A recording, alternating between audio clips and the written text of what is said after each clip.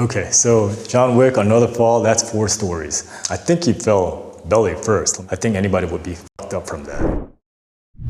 Greetings, my name is Rhee, and I'm a former Korean Navy SEAL. During my time in active duty, I was an SDV operator, which is SEAL Delivery Vehicle. I was also part of our Special Missions Unit. I also got to deploy to Somalia twice. After my deployment, I got to go through US SEAL training, so the entire SEAL training pipeline from BUDS, JOTC to SQ2, which is our SEAL qualification training course. So today, I'm going to review some action scenes from the movie John Wick. All right, here we go.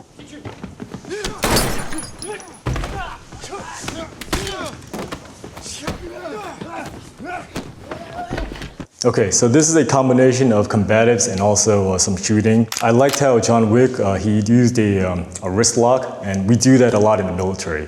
So whenever we have to capture an unknown or take him down, an unknown is basically somebody that we don't know is a terrorist or a hostage, or he could be in between. So we'll have to take that person down without firing our weapon, and usually we will employ a wrist lock, exactly what John Wick did. So he basically grabbed the wrist and threw him over his shoulder, and that was pretty legit, and that's something that we actually do. If you look at the shooting, sometimes the shooting is not just point and shoot, it's from the hip. And some people might call that unrealistic. No, that's pretty legit. Especially in close quarters, if you can't get the pistol up to eye level, you're gonna shoot from the hip. It's gonna be much quicker, especially at close range. You're not gonna be worried about accuracy too much. I mean, get the bullet out and try to hit him as best as possible.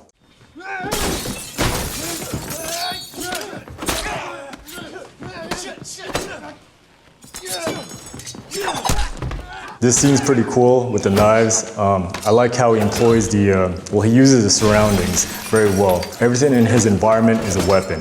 So he's grabbing everything he can, and he's just basically chucking the blades at the enemies. This is actually something that we do in the type of combat that I did. So this kind of mindset, I did Krav Maga, that's my base in terms of martial arts. Krav Maga is not really a traditional martial art. It's geared towards military. It's basically the Israeli combatives. And the mindset that we were trained in is we use our environment as much as possible. So if I got into a fight right now, this computer could be my weapon. This phone could be my weapon. If I had a blade in my pocket, obviously that would be a weapon. So everything that I could use in my environment would be a weapon. And that's exactly what John Wick did here. Fortunately, in this antique shop, he's got a huge collection of swords, blades, and that's what he did. So with throwing knives, okay, there's basically 2 ways to throw a knife. So it's not like you're holding a blade as you're in a knife fight. You actually turn it, and you're using your wrist to throw the blade. And that's basically used in very close quarters. Now, if you got some distance, what you want to do is you want to hold the blade just as if you were in a knife fight and throw it so it's going to rotate in. But the problem with throwing knives is that it's a hit or miss. I have experience both in the Korean SEAL teams and the US SEAL teams. I went through both training pipelines. In the Korean SEAL teams, we spend a lot more time in combatives. If I was in this antique shop, like I said, Krav Maga mindset, yes, I'd do the same thing as John Wick. Yeah, that's pretty legit too. I mean, if you're in a very close quarters combat situation and you have the opportunity to grab a guy and use him as a shield, yeah, you're gonna do that. Have we done that in combat? A similar situation would be on the battlefield. We would use dead bodies as cover.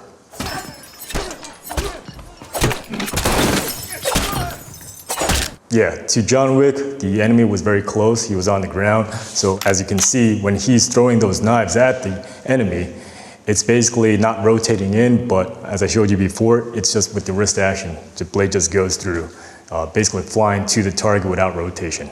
All right, so the antique shop scene, very good scene. I like the combatives in there. I would give it a B in terms of realism.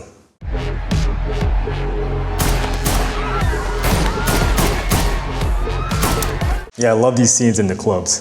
I think it comes up in every John Wick movie, but again, he employed his pistol from the hip. Yeah, legit. It's what we do, especially in low profile and in very close proximity to people.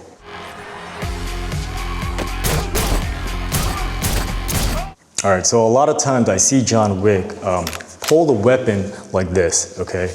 Now, is that right or wrong? Yes and no. So he's folding it in because he thinks he's in a very close environment or a close quarters environment. Now, the rule would be like, if I can go long, I would go long. If I can't, I would fold it in. Now, if John Wick, if he was in such a confined space that he can't go long, meaning that he can't extend, then yeah, you would have to fold it in, obviously.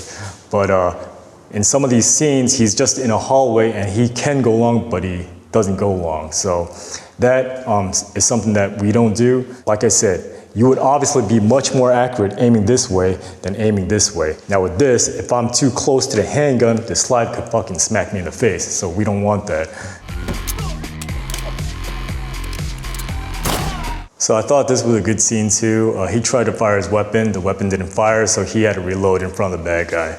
Yeah, that could happen. Usually when we do CQB, which is close quarters battle, we would normally operate with our carbine, an assault rifle. There are times, of course, that we would do CQB with a pistol, especially in low vis ops. But if we had a long weapon, which is a carbine, and it goes click, then I would go straight to my sidearm. In this situation, he doesn't have a carbine or an assault rifle. He has a pistol, and it didn't fire. So yeah, I mean, you're gonna use hand-to-hand combat or blade, or like what he did, just reload in front of the bad guy. So it's kind of a process. If I had a long weapon, like a carbine, and it goes click, I go to my pistol. If I had a pistol and it goes click, I would go to my blade, if I had a blade.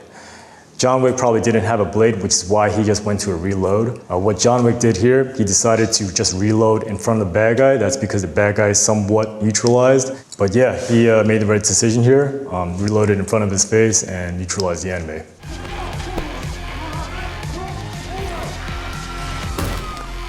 All right, John Wick landed on his back. In this scene, I would say it's very unrealistic. I've fallen on my back before, and it was probably at a height about 2 meters, knocked the wind out of me. I couldn't move for a few seconds, and I know how painful it is. So at this height, to be able to walk away from that right away, yeah, unrealistic. I think the combatives and the shooting was done well. Aside from him, he kept folding the weapon in, even in the hallways, even when he could go long, and the fall was unrealistic, so I give it a combination of a C.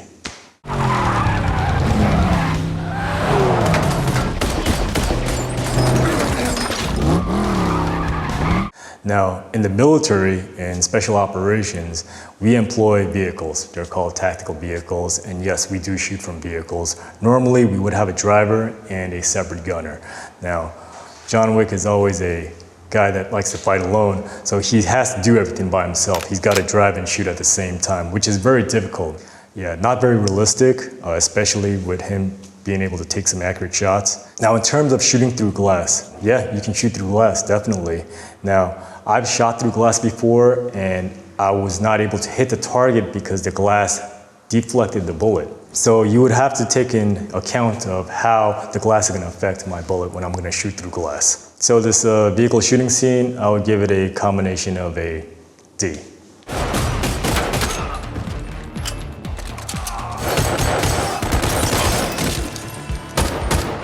Okay, so in this scene, John Wick, it seems like he has a lot of cover, but he doesn't. None of the obstacles here stops bullets. So basically it can be used as concealment, but not cover. Concealment will hide you, but not stop bullets. Cover will stop bullets, and that's the difference. So obviously a lot of these obstacles here are made of glass, and you can shoot through them. You can probably even see through them.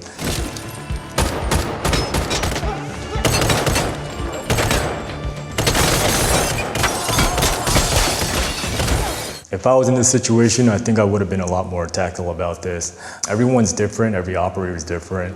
I don't like to rely on luck when I do my operations, and the reason being is that even if you are the most trained, badass operator in the world, you can get killed by a 16-year-old with no training.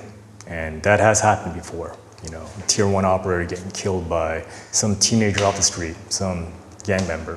Why does that happen? Shit luck. So I would give a rating of a D.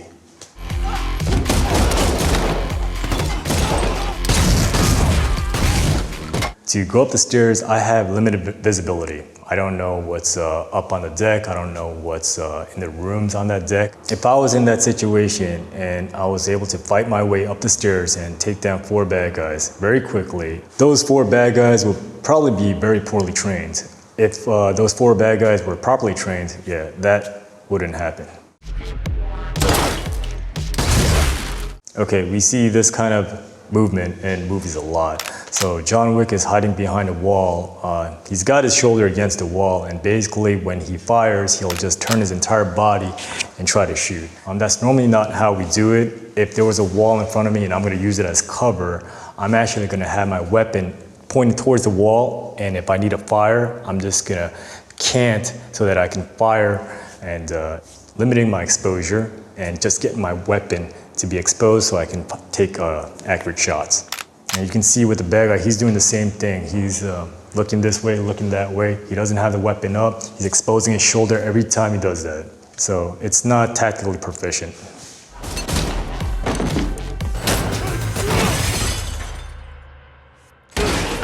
Oh shit, okay, so John Wick, another fall, that's 4 stories. I think he fell belly first. Let me see that again. Yeah, so he just jumped out the window, you know, kind of like head first, and it looks like he landed on the van on his stomach. I think anybody would be fucked up from that. I would give it a combination of a D.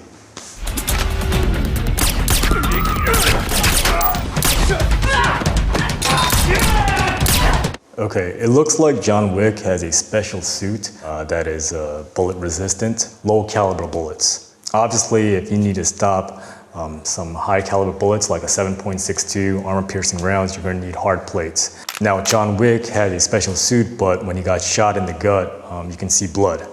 And a stomach shot is a very painful shot, hard to treat, and a very catastrophic wound. So I would give this rating a D.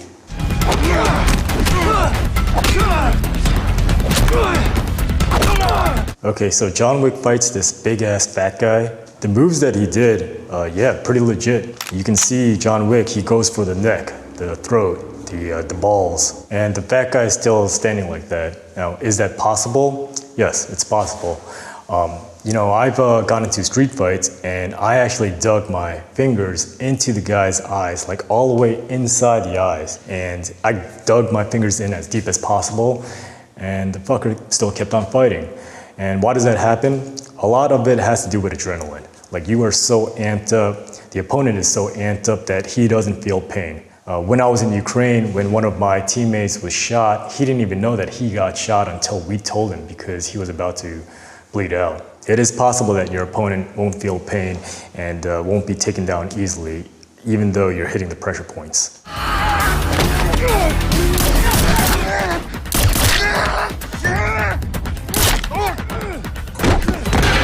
Now you can see John Wick shot him multiple times, and initially the fat guy didn't even feel those bullets. Shooting somebody in the head or a vital organ, we call that a kill switch, and basically a brain would be a kill switch. You shoot him in the head, through the brain, he will go down. I thought the fat guy died when John Wick popped him in the head from above, which is a 100% kill shot. He should not have been able to get back up. He did in the scene, so John Wick shot him again and did the finishing kill. That isn't very realistic, unless the bullet was a very low caliber bullet. Maybe if it was a 22 and didn't penetrate hard enough to kill him, yeah, that would be possible. So it depends on what kind of round it was, but John Wick, he's always very prideful of the weapons that he uses, and that does not look like a low caliber weapon. So this scene here, probably one of the most realistic scenes. I give that an A.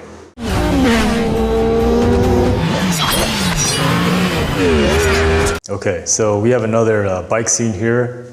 Again, I thought it was very unrealistic, just because of the amount of opponents that John Wick had.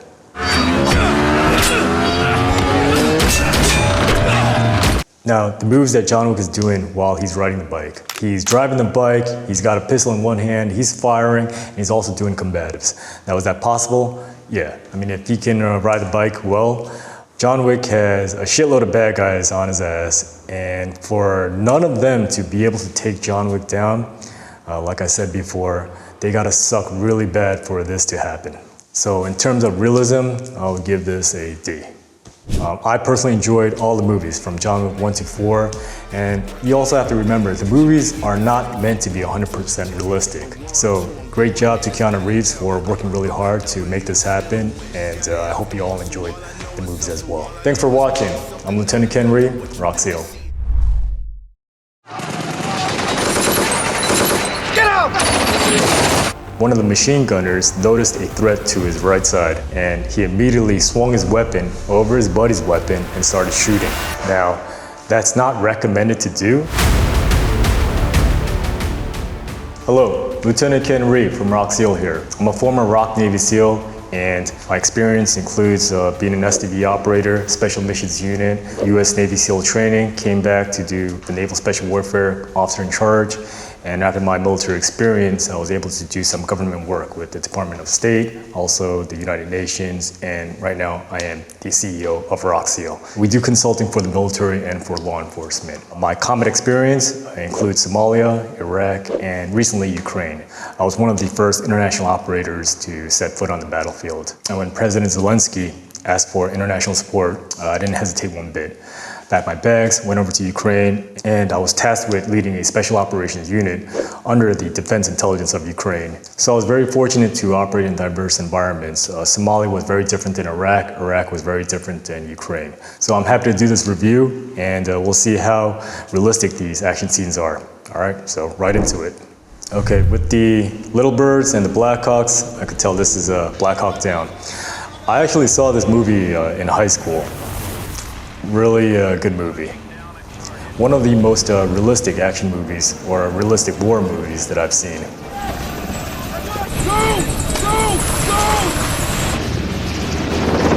All right, so here we have Rangers fast roping from a Black Hawk. Fast roping is different than rappelling. Now, one point to note in this scene is that the guys that are doing the fast roping, they are not actors. This scene right here, when they're fast roping from a helicopter, is actually done by real soldiers. So good job on the real soldiers for doing the scene for the movie. Now, the rest of the scenes, they're done by the actors.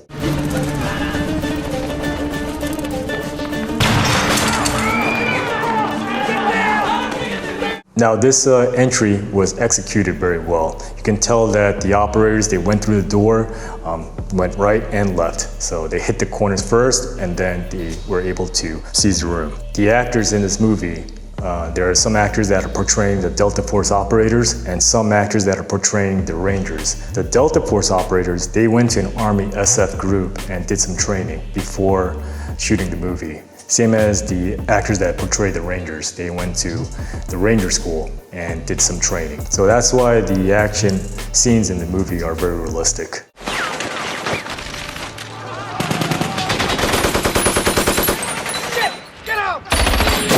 One of the machine gunners noticed a threat to his right side, and he immediately swung his weapon over his buddy's weapon and started shooting. Now, that's not recommended to do. It could be a safety violation. However, in this situation, he made the right call. It was a very sudden situation that occurred. You have guys about to shoot you from the right side, and we weren't watching the right side. Yeah, that's what you gotta do sometimes. If I'm the one that saw it, I'm gonna go and shoot the bad guys as fast as possible, because the guy to my right didn't catch that threat. What'd I just tell you? I swear to God, you do that. And by doing that, his buddy ended up having hearing problems. This is why today, ear protection is so paramount. And the hearing protection nowadays is very good. It not only amplifies quiet sounds, it protects you from loud sounds. So very sophisticated equipment. And it's also my comms system. Hey! You okay? Nelson, you all right? What? In this situation, it appears that he didn't have any hearing protection, which is a bad choice because he is a machine gunner. Machine guns could be very loud.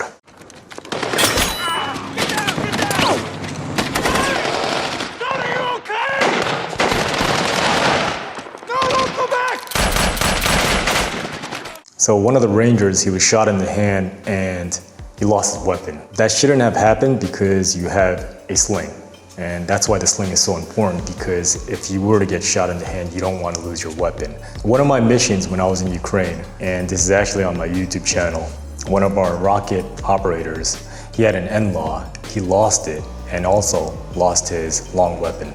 Upstairs. Let's go. They're pouring up there, man. I need to get more. If anything, I got you. Go. I need to get more water, man. I need to get more water. So, yeah, it happens sometimes, but it shouldn't happen.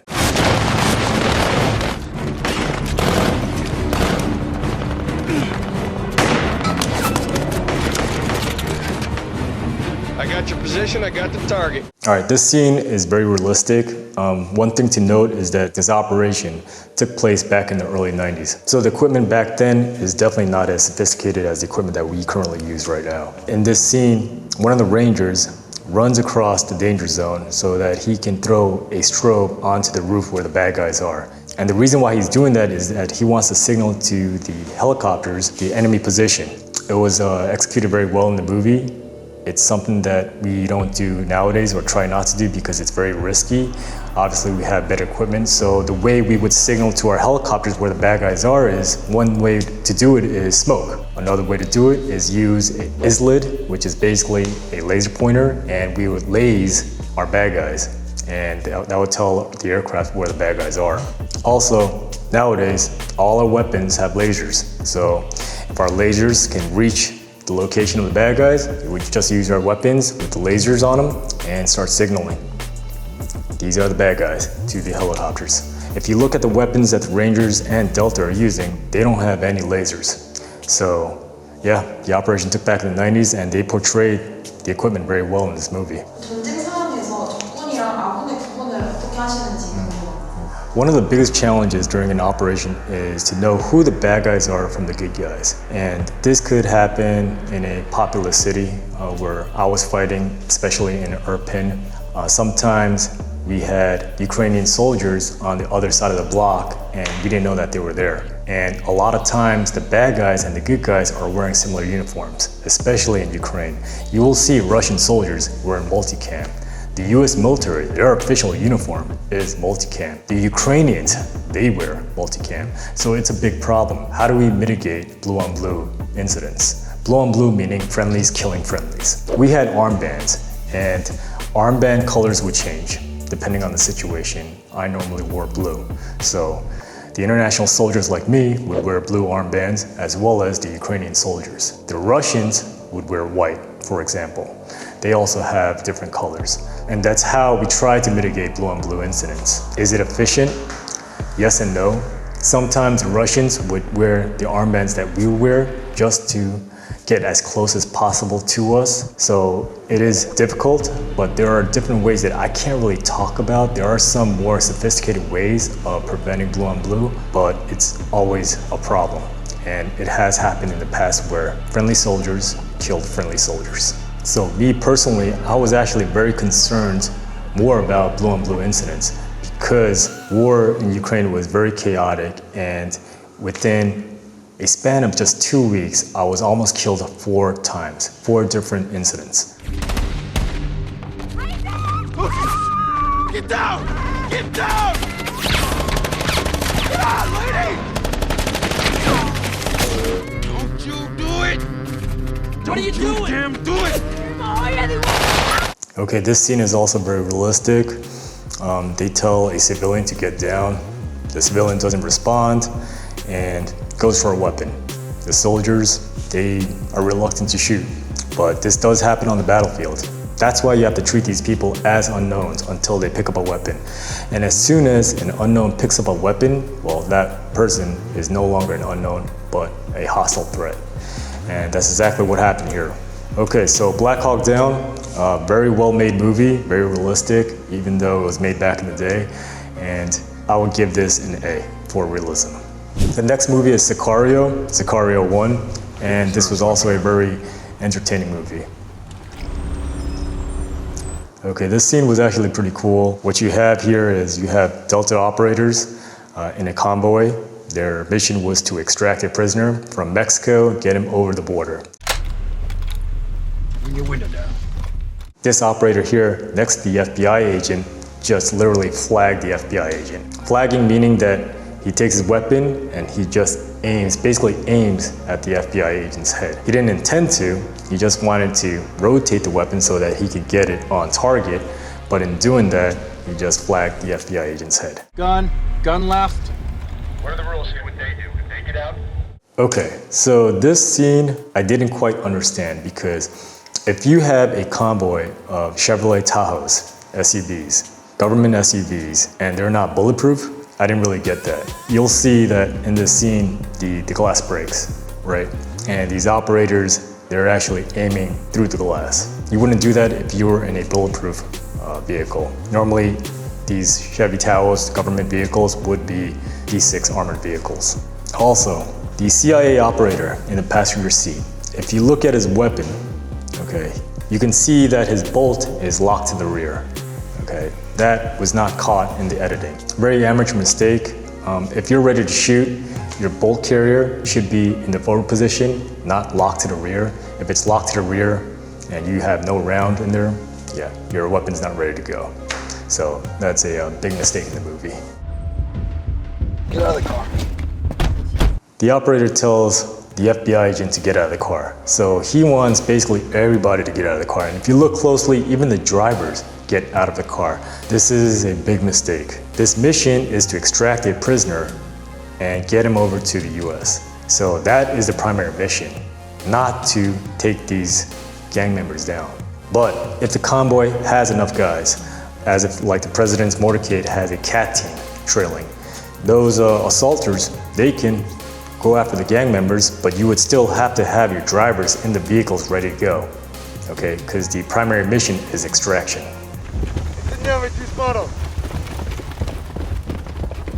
Don't move!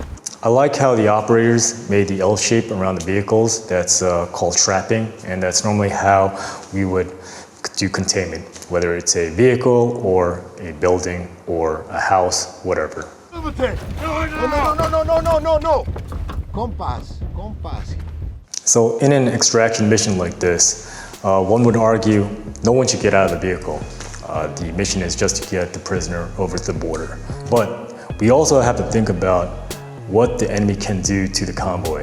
If we were stuck in a traffic situation like this and the enemy had explosives or rockets or grenades, that can defeat a B6 armored vehicle. Now in this situation, they weren't armored vehicles, they were soft-skinned vehicles. So yeah, they would have to get out of the vehicle and try to contain the situation. If we had B6 armored vehicles, would we have gotten out?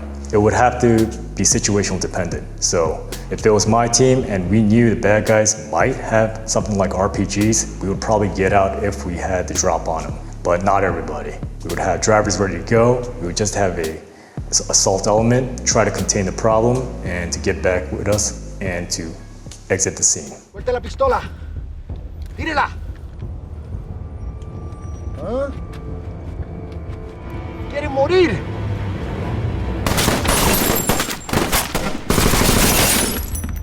What the fuck are we doing? The operators, they got out of the vehicles and they went over to their targets, had their weapons trained on them, and as soon as the bad guys went for their guns or tried to aim, the operators took them out. So that was portrayed well. However, in an extraction mission like this, for everybody to get out of their vehicles to be focused on the bad guys, that's a tactical error right there, or a mistake in the decision planning. Okay, so for Sicario 1, I would score it as a C in terms of realism. So the next scene is Sicario 2, and this is a very entertaining scene. Another convoy scene.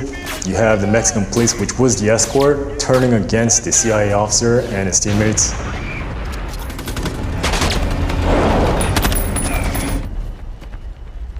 And here, unlike Sicario 1, they're actually in an armored vehicle.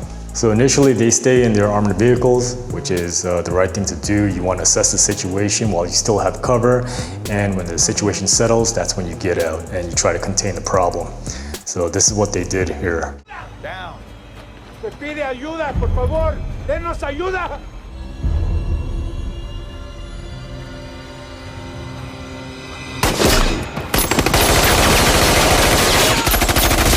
So when they confront the Mexican police, there's two ways to do it.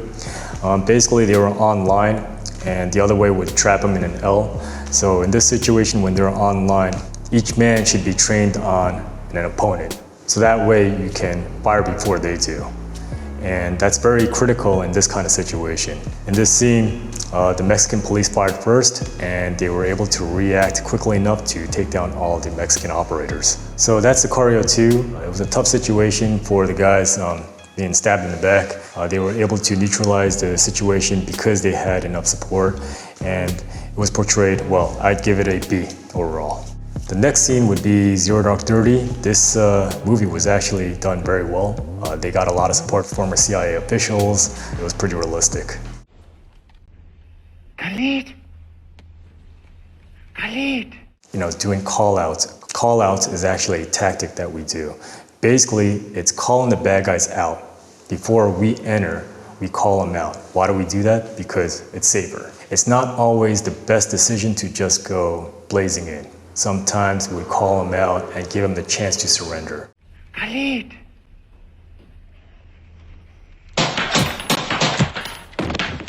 Echo 02, moving to deck 3. So here, the operator is saying, Khalid. He's actually calling the bad guy's name out. Hey Khalid, come out, Khalid. So Khalid, he gets curious and he takes a peek, and that's when the operator takes him out. Echo 02, moving to deck 3.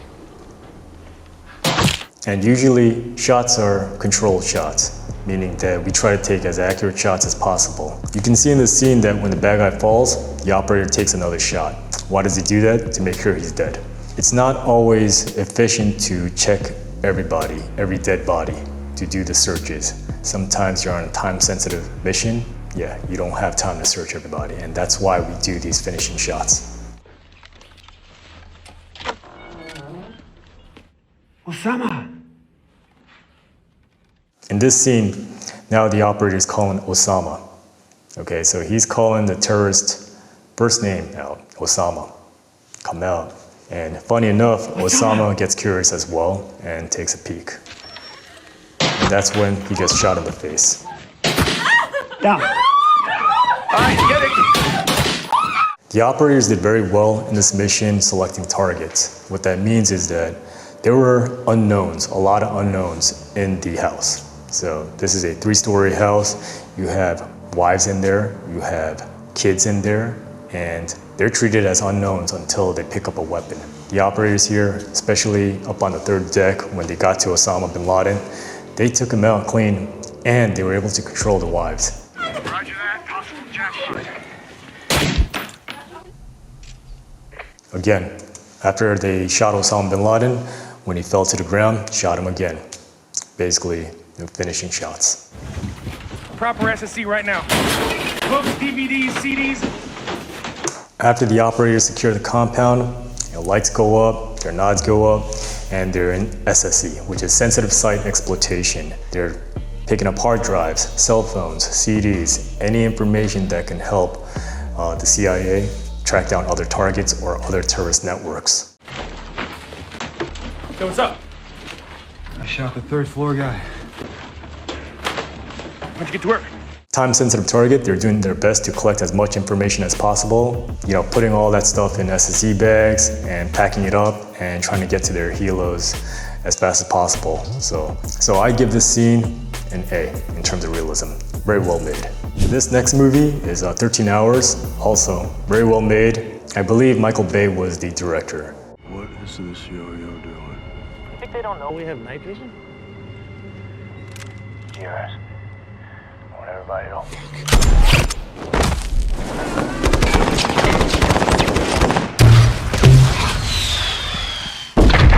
So this movie is about GRS, Global Response Staff. They're part of the CIA, and the team, they consist of special operators, Navy SEALs, Rangers. 17 fed my ass.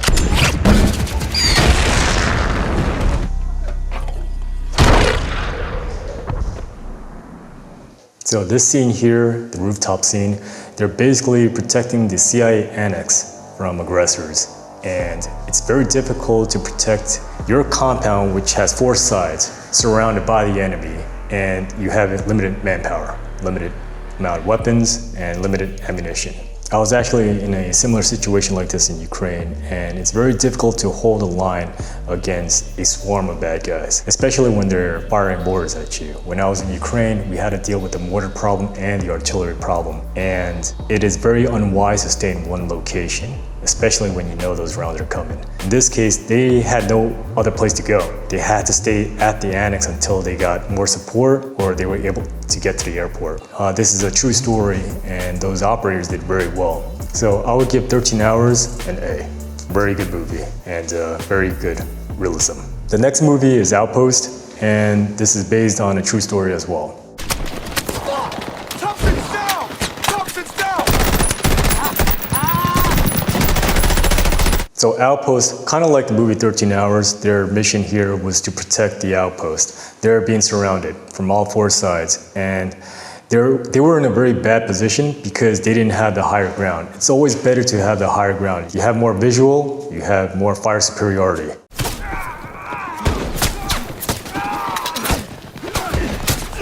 So this was a bad situation for the US soldiers. They were very heroic in what they did.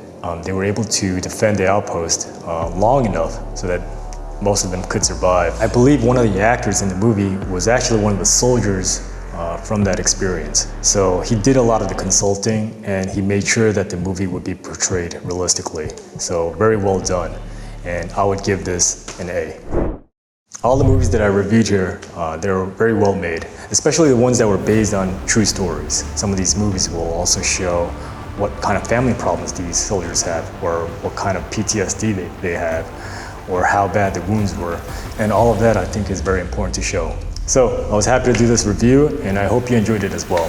I'm Lieutenant Ken Rhee, Rock SEAL.